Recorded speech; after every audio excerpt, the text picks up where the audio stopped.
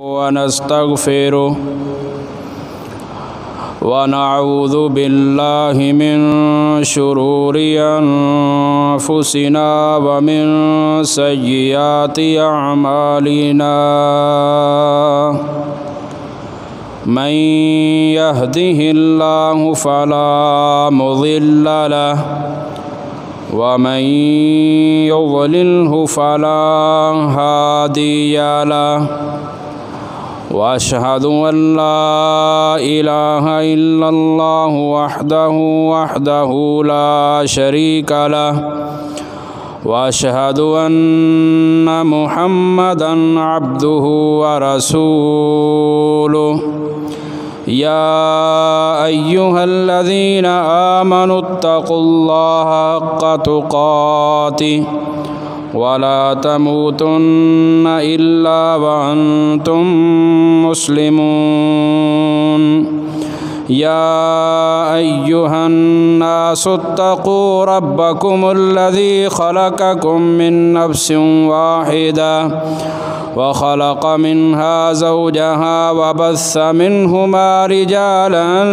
كثيرا ونساء واتقوا الله الذي تساءلون به والأرحام إن الله كان عليكم رقيبا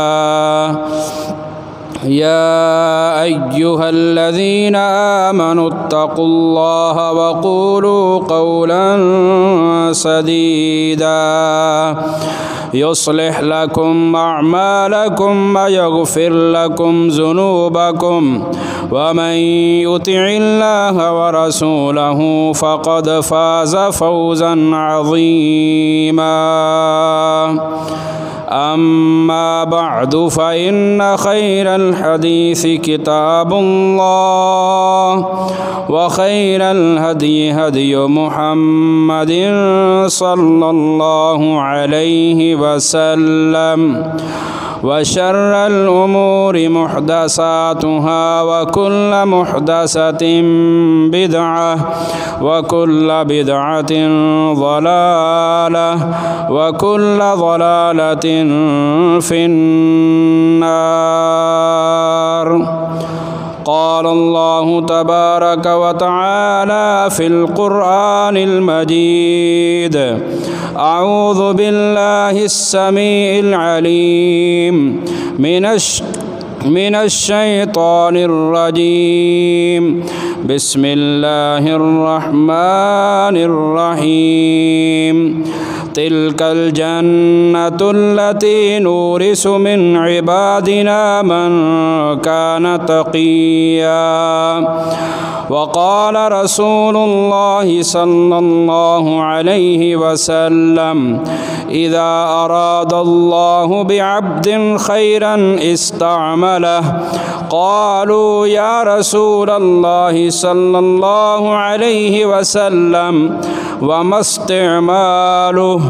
قال: يوفقه لعمل صالح قبل الموت. محترم سامعین، سامعات حضرات، کسی بھی چیز کا اختتام، کسی بھی چیز کا آخر، یہ بہت اہمیت کا حامل ہوتا ہے۔ مثال کے طور پر ایک طالب علم وہ سارا سال جیسا بھی پڑھے، جیسی بھی پڑھائی کرے، اچھی کرے بری کرے، لیکن فیصلہ اس کی کامیابی کا اور اس کی ناکامی کا، اس کے پاس اور فیل ہونے کا جو فیصلہ ہے وہ سال کے آخر میں جو رزلٹ ہوتا ہے اس پر ہوتا ہے۔ سال کے دوران وہ جیسا بھی پڑھتا رہے، سال کے آخر میں جو اس کا امتحان لیا جاتا ہے اور اس میں جو اس کا رزلٹ آتا ہے اس کے مطابق اس کو کامیاب یا ناکام کہا جاتا ہے۔ اور انسانی زندگی، انسان کا اختتام، انسان کی زندگی کا آخر، یہ بہت زیادہ اہمیت کا حامل ہے، اس کی بہت زیادہ اہمیت ہے۔ جامع ترمذی کے اندر 2142 نمبر روایت ہے، سیدنا انس بن مالک رضی اللہ تعالیٰ عنہ ارشاد فرماتے ہیں،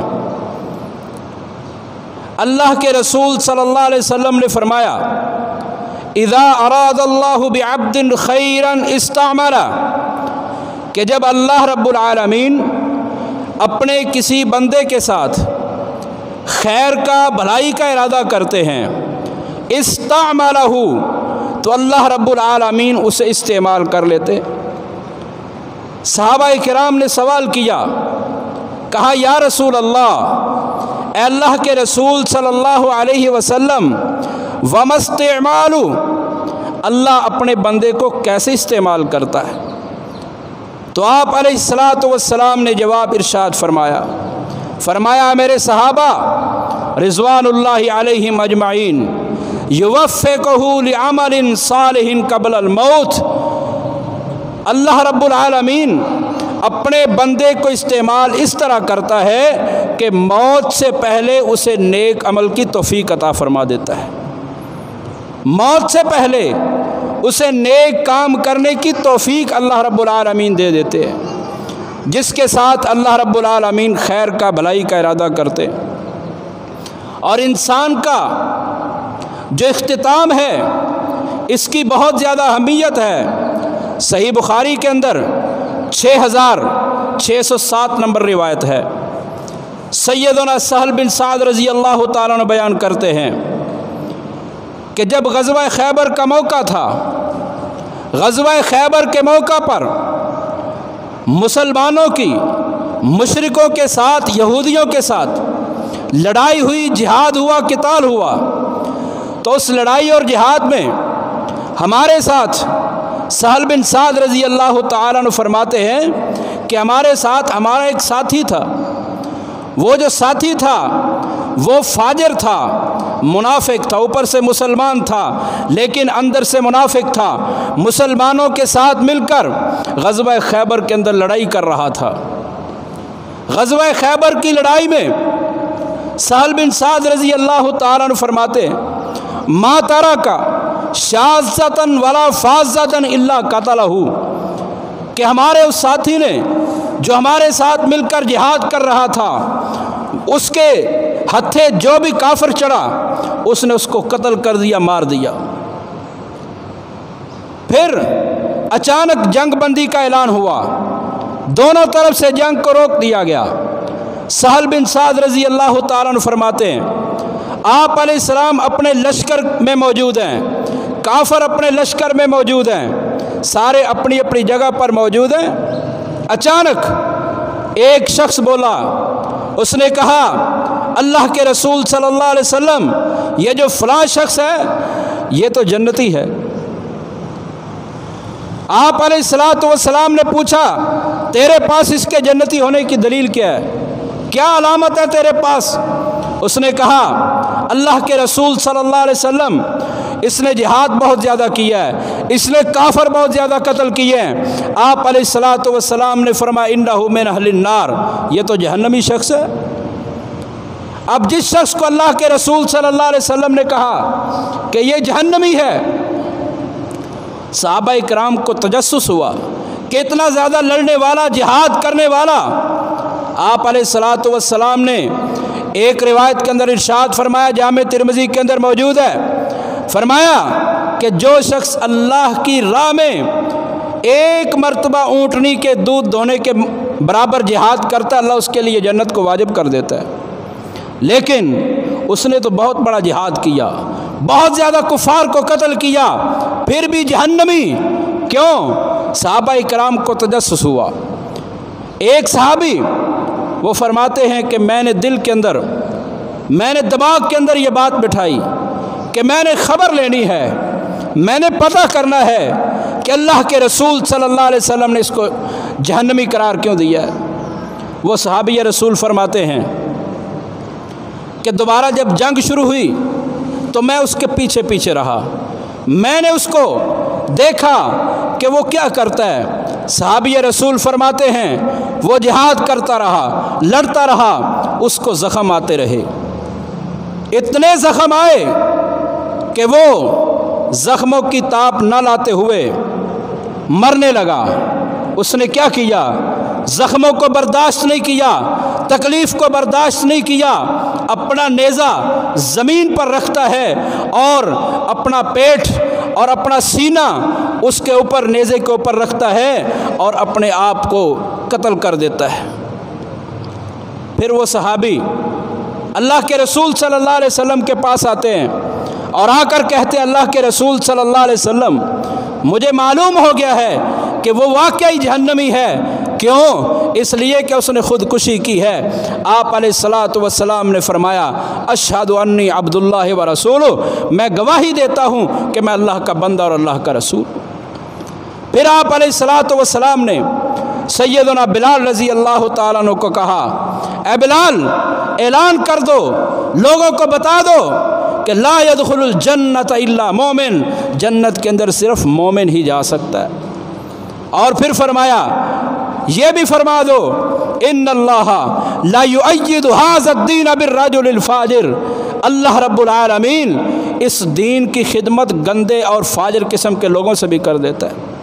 اس لیے ہم جو دین کی خدمت کرتے ہیں ہمیں اللہ رب العالمین سے ہر وقت یہ دعا کرتے رہنا چاہیے کہ یا اللہ ہم یہ جو دین کی خدمت کر رہے ہیں اسے قبول فرما، ہمارے اندر اخلاص پیدا فرما، وگرنہ وہ شخص سارا جہاد کرتا ہے، قتال کرتا ہے، لڑائی کرتا ہے، لیکن آخر میں جہنم میں چلا جاتا ہے۔ وجہ کیا ہے؟ اخلاص نہیں ہے۔ تو انسان کا جو اختتام ہے، انسان کی زندگی کا جو آخر ہے، اس کی بہت زیادہ اہمیت ہے، اور ہم نے اپنے اختتام کو، اپنی زندگی کے آخر کو بہتر بنانا ہے۔ کیسے بہتر بنا سکتے ہیں؟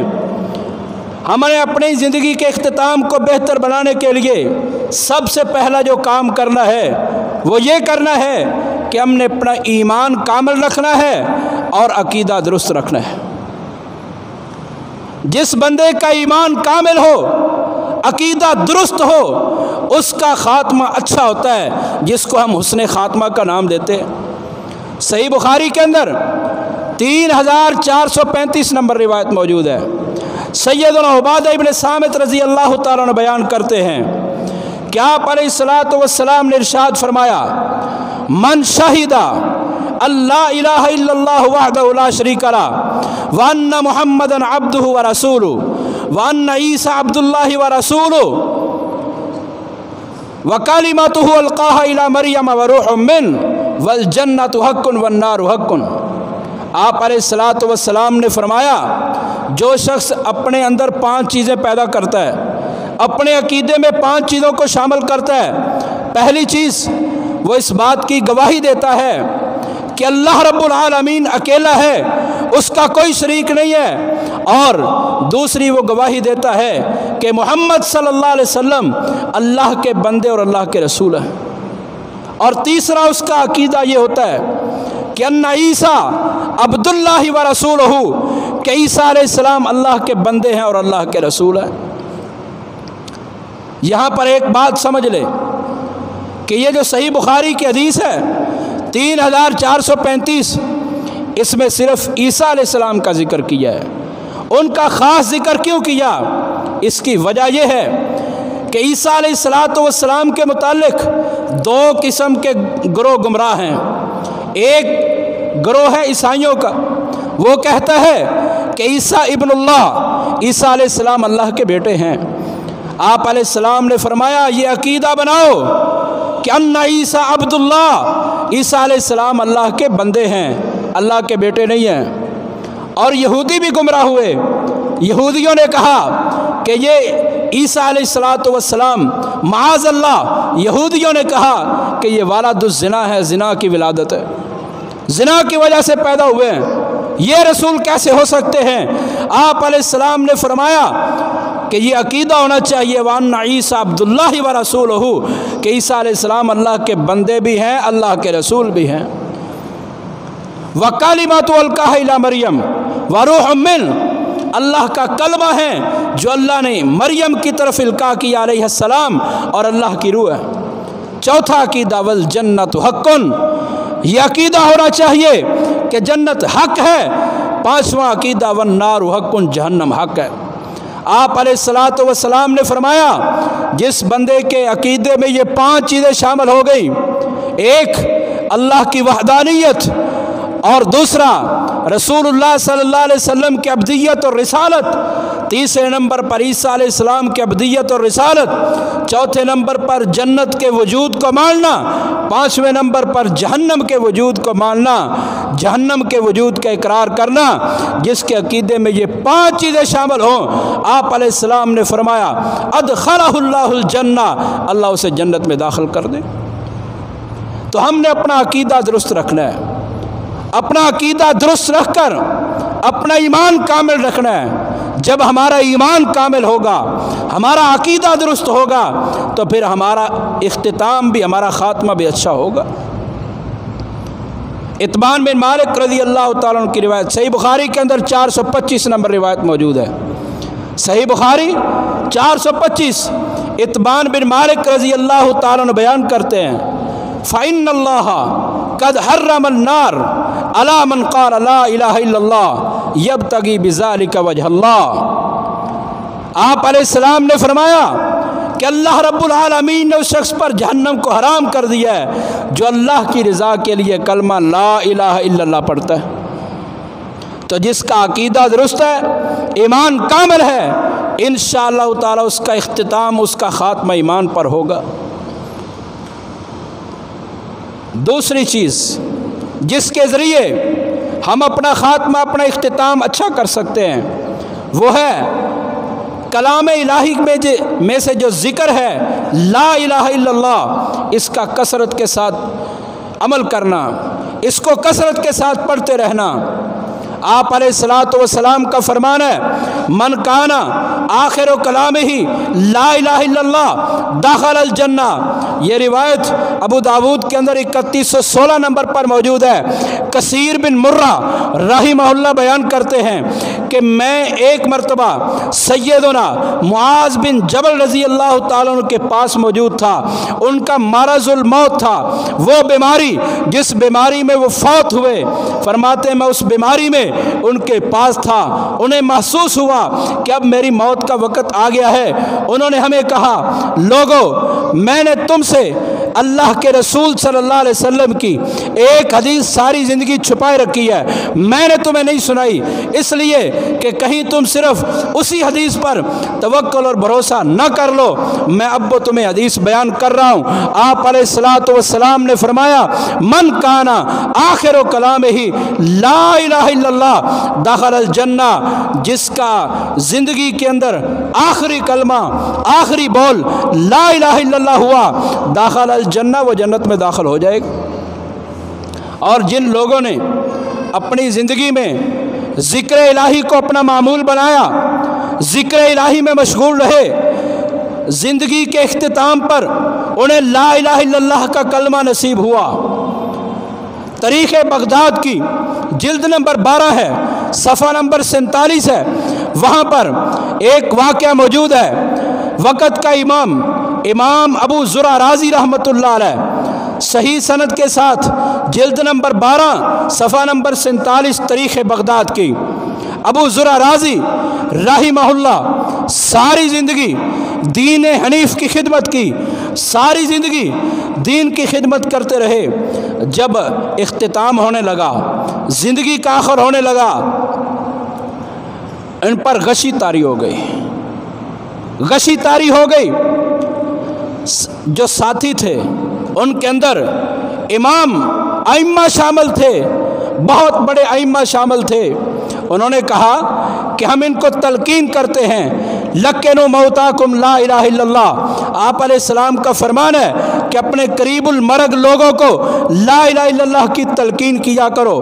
لوگوں نے کہا ہم انہیں لا الہ الا اللہ کی تلقین کرتے ہیں، لیکن بعض نے کہا کہ تلقین نہیں کرنی بلکہ ہم ان کے پاس بیٹھ کر پڑھتے ہیں، ان کی زبان سے یہ جاری ہو جائے گا۔ سب نے پڑھنا شروع کر دیا، لا الہ الا اللہ، لا الہ الا اللہ، لا الہ الا اللہ پڑھتے رہے، لیکن امام ابو زرع رازی رحمہ اللہ کی زبان سے لا الہ الا اللہ کا کلمہ جاری نہیں ہو رہا تھا۔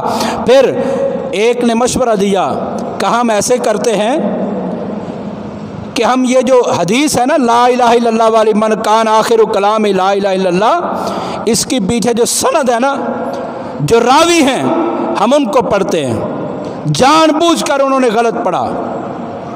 امام ابو زرع رازی رحمہ اللہ کا بیٹا امام ابو حاتم الرازی رحمہ اللہ وہ بھی پاس موجود ہیں، انہوں نے جان بوجھ کر سند کو غلط پڑھ دیا۔ پھر دوسرا آیا، دوسرے نے بھی سند کو غلط پڑھا۔ جب دوسرے نے سند کو غلط پڑھا، امام ابو زرع رازی رحمہ اللہ نے اپنی آنکھوں کو کھولا اور اشارہ کیا کہ مجھے ٹیک لگا کر بٹھایا جائے۔ ان کو ٹیک لگائی گئی۔ انہوں نے کہا تو نے بھی سند غلط پڑھی ہے، تو نے بھی غلط پڑھی ہے۔ پھر کہا اصل سند یہ ہے، اور پڑھنے لگے، فرمانے لگے ان کثیر ابن مرہ ان معاذ ابن جبل رضی اللہ تعالی عنہ قال قال رسول اللہ صلی اللہ علیہ وسلم من کان آخر کلامہ لا الہ الا اللہ، جب الا اللہ کی ہاں پر پہنچے ادھر سے ان کی وفات ہو گئی۔ ساری زندگی دین کی خدمت کی، ساری زندگی دین کو لوگوں تک پہنچاتے رہے، آخر وقت آیا تو لا الہ الا اللہ کا کلمہ نصیب ہو گیا۔ اس کی بڑی اہمیت ہے۔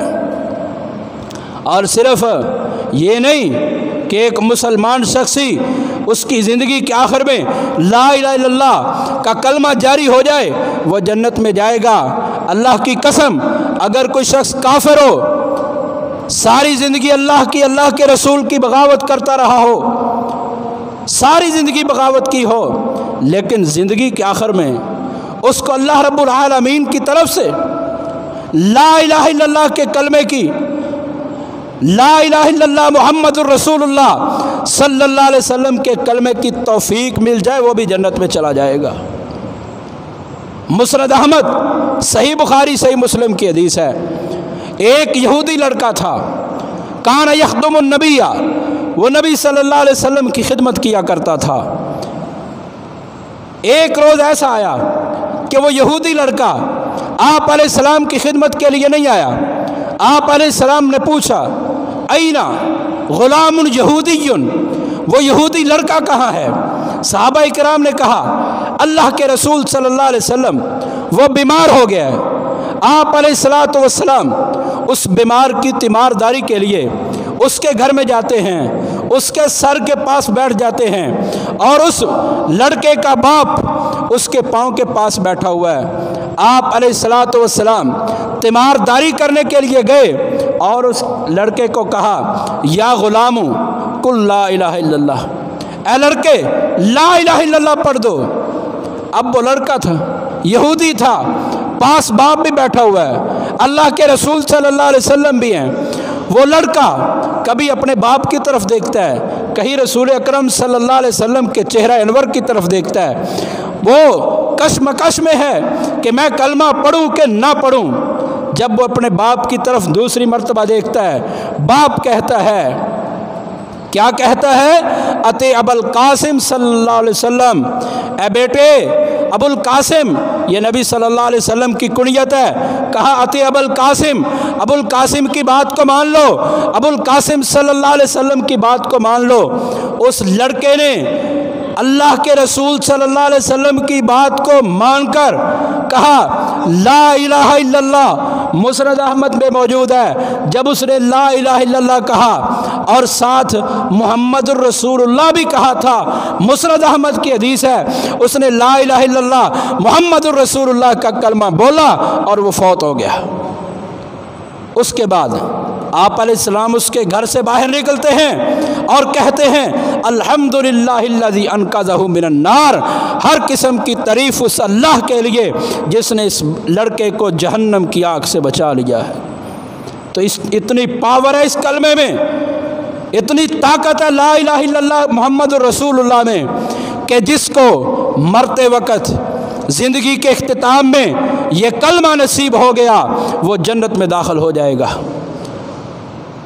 तीसरी चीज़ जिसके ज़रिए हम अपने आप को, अपनी ज़िंदगी के इख्तिताम को अच्छा कर सकते हैं, वो है सच्चाई, सिदक और दिल की सफाई। जिसकी ज़ुबान सच्ची हो, दिल साफ़ हो, उसका इख्तिताम भी अच्छा होता है और वह मरने के बाद जन्नत में जाता है। सुनन नसाई की हदीस है, 1953 नंबर रिवायत है। शद्दाद बिन हाद रज़ी अल्लाह ताला अन्हु बयान करते हैं, फरमाते हैं शद्दाद बिन हाद रज़ी अल्लाह ताला अन्हु कि एक देहाती शख्स, एक गांव का रहने वाला अल्लाह के रसूल सल्लल्लाहु अलैहि वसल्लम के पास आया। उसने आकर कहा, अल्लाह के रसूल सल्लल्लाहु अलैहि वसल्लम, मैं मुसलमान होना चाहता हूँ। आप अलैहिस्सलातु वस्सलाम ने उसको मुसलमान किया, उसने कलमा पढ़ा और उसने ये भी कहा, अल्लाह के रसूल सल्लल्लाहु अलैहि वसल्लम, मैं आपके साथ हिजरत करूँगा। आप अलैहिस्सलातु वस्सलाम ने फरमाया ठीक है। आप अलैहिस्सलातु वस्सलाम ने वो जो आने वाला शहर, गांव का रहने वाला बादिया नशीन, नौ मुस्लिम, नया मुसलमान, नया सहाबी, उसको आप अलैहिस्सलातु वस्सलाम ने अपने सहाबा की एक जमात के हवाले किया और कहा तुमने इसे अपने साथ रखना है। उन्होंने उस साथी को, उस नए सहाबी को अपने साथ रखा, वो उनके साथ रहता रहा। जब आप अलैहिस्सलाम हिजरत फरमाकर मदीना तशरीफ़ ले गए, ग़ज़वा खैबर का मौका है। ग़ज़वा खैबर के मौका पर आप अलैहिस्सलातु वस्सलाम को बहुत ज़्यादा माल गनीमत मिला, बहुत ज़्यादा माल मिला। आप अलैहिस्सलातु वस्सलाम ने माल गनीमत को तकसीम किया। माल गनीमत को तकसीम करते हुए उस नए सहाबी, नए मुसलमान का भी आप अलैहिस्सलातु वस्सलाम ने हिस्सा मुकर्रर कर लिया। उसके हिस्से में बकरियां आई। आप अलैहिस्सलातु वस्सलाम ने उसके हिस्से की जो बकरियां माल गनीमत में से जो उसे मिलने वाली बकरियां थीं, वो उसके जमात को दे दी। कहा तुमने उसे दे देनी है। जब उसको वो बकरियां मिली, उसने कहा मा हाजा, ये क्या है, ये मुझे क्यों दी जा रही हैं? लोगों ने कहा हाजा किस्मुन कसमहु रसूलुल्लाह सल्लल्लाहु अलैहि वसल्लम, ये आपका हिस्सा है जो आप अलैहिस्सलाम ने आपको दिया है। उसने वो बकरियां पकड़ी, अल्लाह के रसूल सल्लल्लाहु अलैहि वसल्लम के पास गया, जाकर कहने लगा, अल्लाह के रसूल सल्लल्लाहु अलैहि वसल्लम, मैंने इसलिए आपकी इत्तिबा नहीं की थी, इसलिए आपका कलमा नहीं पढ़ा था कि ये मैं दुनिया का माल हासिल करूं। मैंने तो कलमा इसलिए पढ़ा था कि मुझे यहाँ पर तीर मारा जाए। उसने अपने हलक की तरफ इशारा किया, कहा मैंने तो कलमा इसलिए पढ़ा था कि मैं शहीद हो जाऊं। अल्लाह के रसूल, मैंने माल गनीमत हासिल करने के लिए, दुनिया का माल हासिल करने के लिए ये मैंने कलमा नहीं पढ़ा, कलमा सिर्फ पढ़ा कि मैं शहीद हो जाऊं, अल्लाह की राह में मारा जाऊं। आप अलैहिस्सलातु वस्सलाम ने उससे वो बकरियां वापस ले ली और कहा, अगर तू अपनी इस बात में सच्चा है तो अल्लाह रब्बुल आलमीन तुझे ज़रूर शहादत की मौत नसीब करेगा। दोबारा जब जंग शुरू होती है, जब दोबारा जंग शुरू हुई, उस सहाबी ने लड़ना शुरू कर दिया और शहीद हो गया। आप अलैहिस्सलातु वस्सलाम ने ग़ज़वे के आखिर में, लड़ाई के आखिर में जब अपने सहाबा को इकट्ठा किया, पूछा ऐना हुआ, वो कहाँ है जिसने ये कहा था कि मैं यहाँ पर तीर खाना चाहता हूँ, शहीद होना चाहता हूँ, वो कहाँ पर है? सहाबा इकराम उसको ढूंढ कर लाए। आप अलैहिस्सलातु वस्सलाम ने उसको पकड़ा और कहा, हुआ, क्या ये वही है जिसने वो बात की थी? सहाबा इकराम ने फरमाया हाँ ये वही है। तो आप अलैहिस्सलातु वस्सलाम ने फरमाया सदका फसद्दकहुल्लाह, इसने दिल के इखलास के साथ बात की थी, इसने सच्ची बात की थी, अल्लाह रब्बुल आलमीन ने इसकी बात को सच्चा कर दिया है और इसको शहादत की मौत नसीब फरमा दी। तो जिस बंदे के दिल के अंदर सिद्क़ व सफाई होती है, सच्चाई होती है, वो बंदा अपनी ज़िंदगी के इख्तिताम में हुस्न हासिल कर लेता है, उसका हुस्न ख़ात्मा होता है, उसका अंजाम अच्छा होता है। ऐसे ही एक और सहाबी हैं, सही मुस्लिम 1903 नंबर रिवायत है, सैयदना अनस बिन मालिक रज़ी अल्लाह तआला अन्हु फरमाते हैं, मेरे एक चचा जिनका नाम अनस बिन नज़र था, انس بن نضر رضی اللہ تعالیٰ عنہ یہ چچا ہیں، انس بن مالک وہ بھتیجے ہیں۔ انس بن نضر رضی اللہ تعالیٰ عنہ کے بارے میں انس بن مالک رضی اللہ تعالیٰ عنہ بیان کرتے ہیں، کہتے ہیں کہ میرے چچا انس بن نضر رضی اللہ تعالیٰ عنہ غزوہ بدر میں آپ علیہ السلام کے ساتھ شریک نہ ہو سکے۔ ان کو بڑا رنج تھا، بڑی تکلیف تھی، بڑی پریشانی تھی کہ میں غزوہ بدر میں آپ علیہ السلام کے ساتھ شریک نہیں ہو سکا، بڑے پریشان تھے۔ پھر کہا اللہ کی قسم اگر غزوہ بدر کے بعد مجھے کسی اور جنگ میں، کسی اور غزوے میں، کسی اور لڑائی میں اللہ کے رسول صلی اللہ علیہ وسلم کے ساتھ مل کر کافروں کے خلاف جہاد کا موقع ملا تو پھر اللہ دیکھے گا کہ میں کیا کرتا ہوں۔ صرف اتنی بات کی اور کوئی بات نہیں کی۔ جب اگلا غزوہ آیا، غزوہ احد آیا، غزوہ احد میں حضرت انس بن نضر رضی اللہ تعالیٰ عنہ اپنے ہاتھ میں کھجوریں پکڑے ہوئے ہیں اور کھجوریں پکڑنے کی حالت میں کہتے ہیں کہ میں یہ کھجوریں کھا لوں پھر میں لڑائی کروں گا، لیکن کہتے ہیں میرے حضرت انس بن مالک فرماتے ہیں میرے چچا کے ذہن میں خیال آیا، میرے چچا نے یہ بات کہا کہ اگر میں نے کھجوریں کھائی تو پھر تو میں لیٹ ہو جاؤں گا، پھر میں غزوہ و جہاد سے لیٹ ہو جاؤں گا۔ وہ کھجوریں پھینک دیں اور میدان جہاد میں اتر گئے، میدان قتال میں اتر گئے۔ جب میدان جہاد میں، میدان قتال میں اترتے ہیں تو لڑائی کرتے ہوئے ان کو ایک صحابی ملتے ہیں، سعد بن معاذ رضی اللہ تعالیٰ عنہ۔ سعد بن معاذ رضی اللہ تعالیٰ عنہ ملے، بڑے پریشان تھے۔ کہا انس بن نضر رضی اللہ تعالیٰ عنہ نے سعد بن معاذ رضی اللہ تعالیٰ عنہ کو کہا اے سعد کیوں پریشان نظر آتے ہو؟ اللہ کی قسم میں غزوہ احد کے پار، غزوہ احد کی اگلی سائڈ سے جنت کی خوشبو کو پا رہا ہوں۔ پھر انس بن نضر رضی اللہ تعالیٰ نے لڑنا شروع کیا، ایسا لڑے کفار کی لائنیں لگا دی، کفار کو قتل کیا، پھر شہید ہو گئے۔ انس بن مالک رضی اللہ تعالیٰ فرماتے ہیں میرے چچا انس بن نضر رضی اللہ تعالیٰ عنہ کے جسم پر 80 سے زائد زخم آئے تھے، تلواروں کے، تیروں کے، برچھیوں کے 80 سے زائد زخم تھے۔ اور فرماتے ہیں کہ میری پھوپھی ربیہ بنت نضر رضی اللہ تعالیٰ عنہ وہ اپنے بھائی کو، میرے چچا کو نہیں پہچان سکی تھیں، انہوں نے پہچانا تھا تو ان کو ان کے ہاتھ کی انگلیوں سے، ہاتھ کے پوروں سے پہچانا تھا کہ یہ میرا بھائی ہے، ویسے ان کو علم نہیں ہو سکا تھا۔ اور انہی کے بارے میں اللہ رب العالمین نے سورہ احزاب کی یہ آیت نازل فرمائی من المؤمنین رجال صدقوا ما عاهدوا اللہ علیہ۔ کچھ لوگ ایسے ہیں کہ جنہوں نے اللہ سے وعدہ کیا اور انہوں نے اس وعدے کو پورا بھی کر دیا۔ فمنہم من قضی نحبہ، کچھ وہ ہیں جو پورا کر چکے ہیں، ومنہم من ینتظر، اور کچھ وہ ہیں جو انتظار کر رہے ہیں۔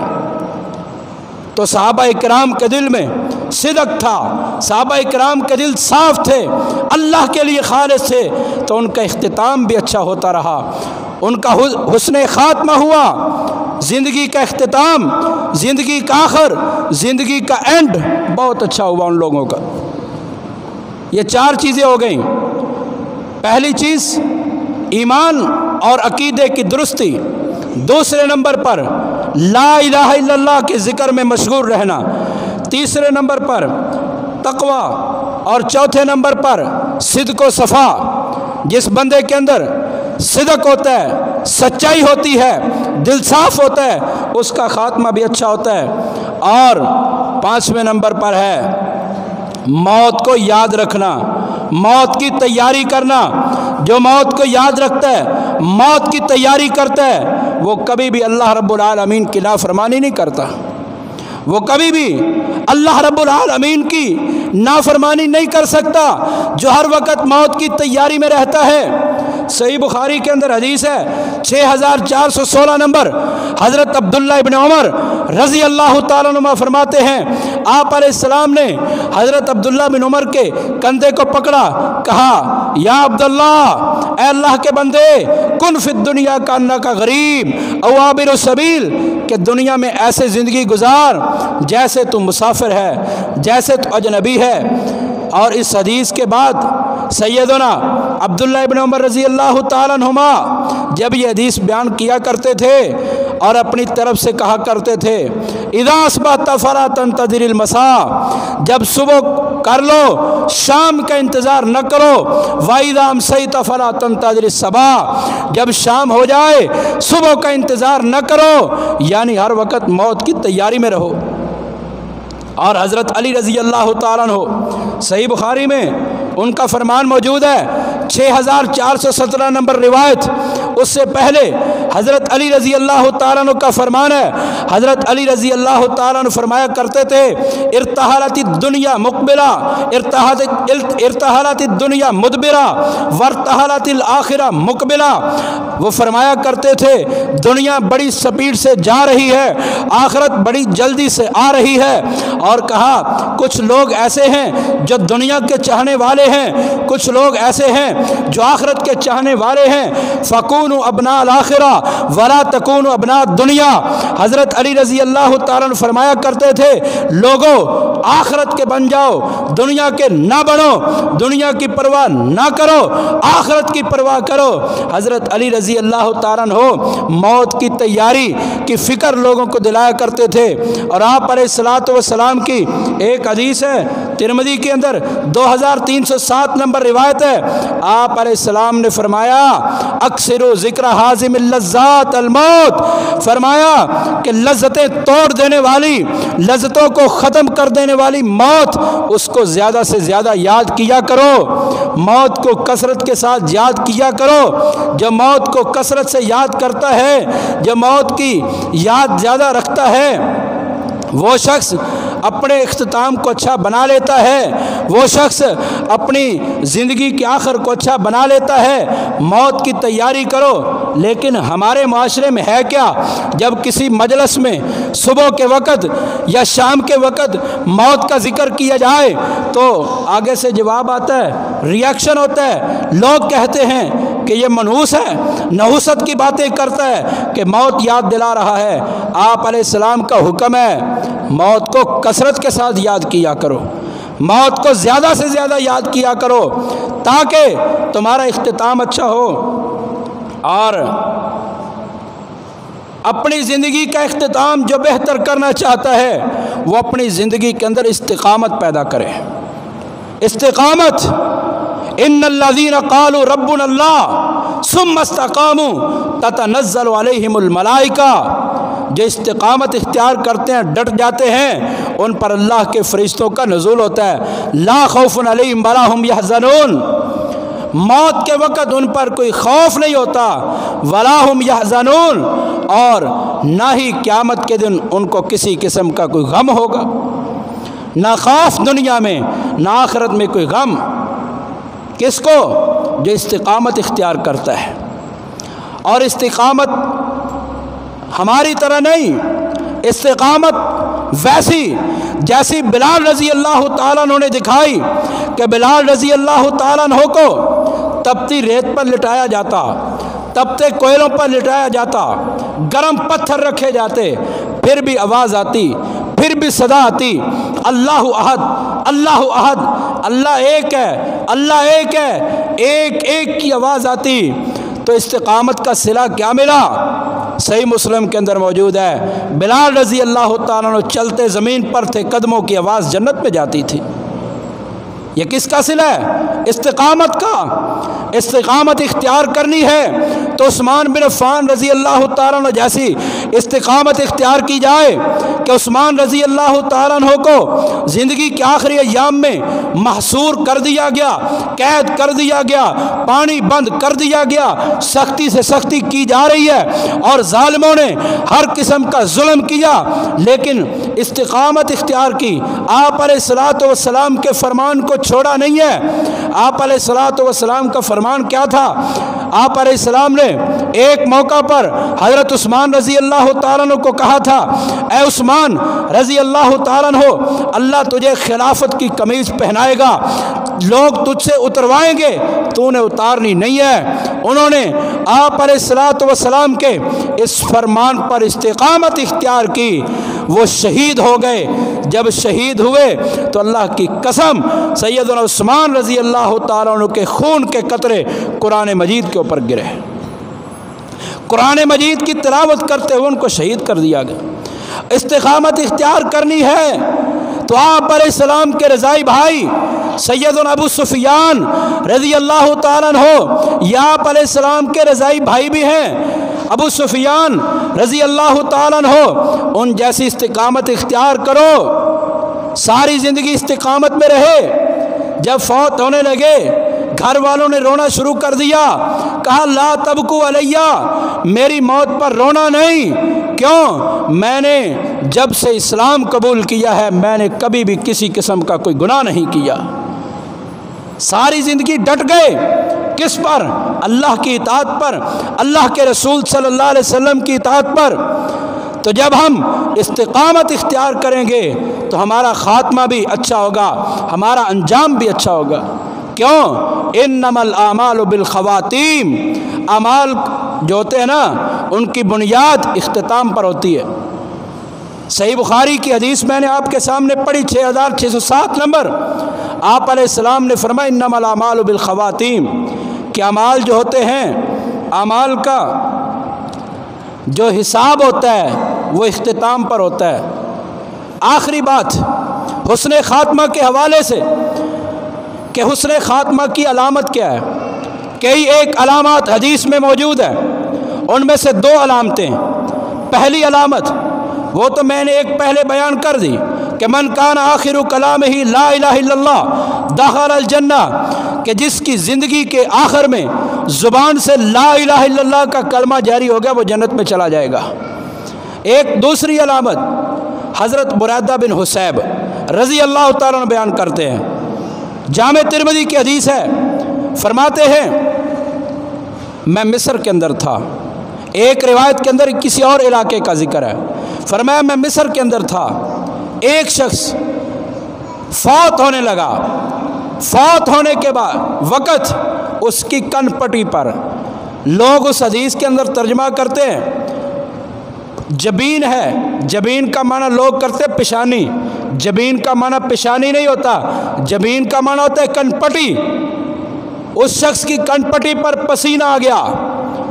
حضرت برادہ بن حصیب رضی اللہ تعالیٰ عنہ نے جب اس شخص کو دیکھا کہ اس کی کن پٹی پر پسینہ آ رہا ہے تو کہا اللہ اکبر، اللہ اکبر کہا، اور کہا کہ میں نے اللہ کے رسول صلی اللہ علیہ وسلم سے سنا، آپ علیہ السلام فرما رہے تھے کہ جس شخص کی کن پٹی پر موت کے وقت پسینہ آ جائے وہ مومن ہے۔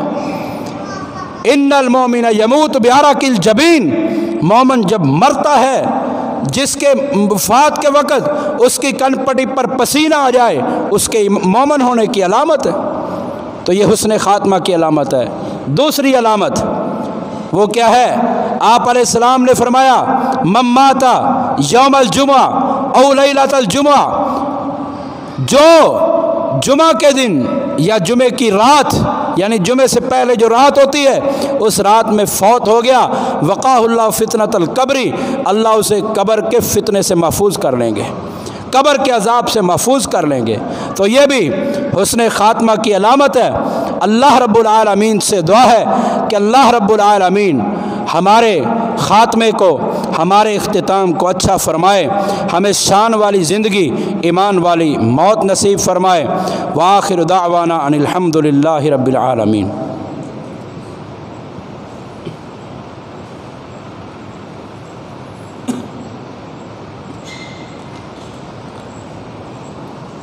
الحمد للہ نحمده ونستعینه ونستغفره ونعوذ باللہ من شرور انفسنا ومن سیئات اعمالنا، من يهده اللہ فلا مضل له ومن يضلله فلا هادی له۔ محترم سامعین، سامعات حضرات، میں نے آج کے اس خطبہ جمعہ میں حسن خاتمہ کے حوالے سے گفتگو اس لیے کی ہے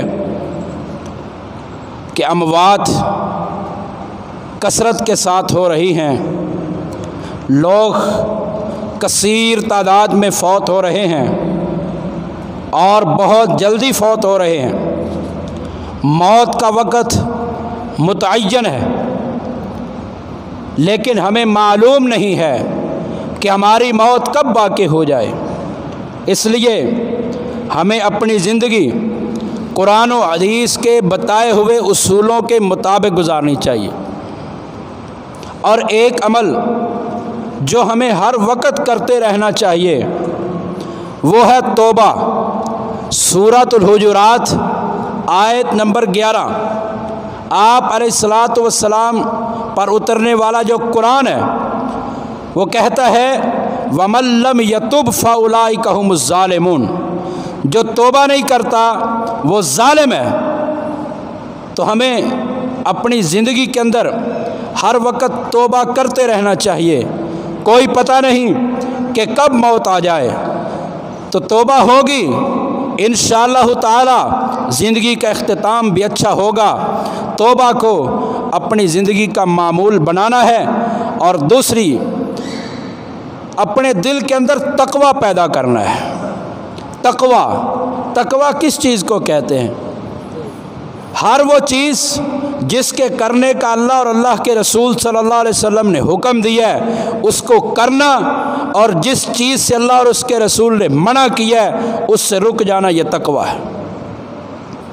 اور تقوی جو ہے اس کی وجہ سے انسان ظاہری طور پر بھی باطنی طور پر بھی گناہوں سے بچتا ہے، چاہے وہ خلوت میں ہو چاہے وہ جلوت میں، لوگوں کے سامنے ہو تنہائی میں ہو، لوگوں میں موجود ہو، ہر وقت اس کے دل میں اللہ کا ڈر رہتا ہے۔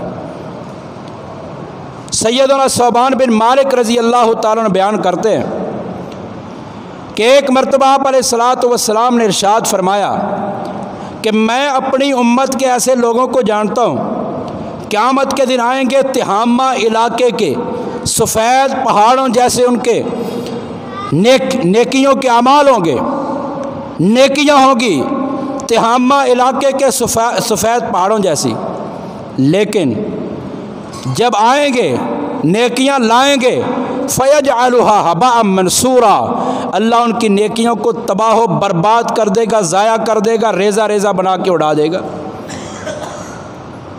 صحابہ کرام میں سے ثوبان رضی اللہ تعالیٰ عنہ نے کہا اللہ کے رسول صلی اللہ علیہ وسلم ہمیں ان لوگوں کی علامت بتائیے، ان لوگوں کی نشانی بتائیے، کہیں ایسا نہ ہو کہ ہم بھی لاشعوری طور پر ان میں شامل ہو جائیں۔ آپ علیہ السلام نے فرمایا وہ لوگ ہیں جب لوگوں کے سامنے ہوتے ہیں نیک اعمال کرتے ہیں، لیکن اذا خلو بمحارم اللہ انتہکوها، جب تنہائی میں جاتے ہیں تو اللہ رب العالمین کے حرام کردہ کاموں کو پامال کر دیتے ہیں، حرام کردہ کاموں کو کرنے کی کوئی بھی پرواہ نہیں کرتے، اللہ رب العالمین کی کوئی پرواہ نہیں کرتے۔ لہٰذا اپنے ظاہر سے زیادہ اپنے باطن کو، اپنی جلوت سے زیادہ اپنی خلوت کو بہتر بنانا ہے۔ اللہ رب العالمین سے دعا ہے کہ اللہ رب العالمین ہمیں اپنی زندگی قرآن مجید اور حدیث رسول صلی اللہ علیہ وسلم کے بتائے ہوئے اصولوں کے مطابق گزارنے کی توفیق عطا فرمائے۔ سبحان ربک رب العزت عما یصفون وسلام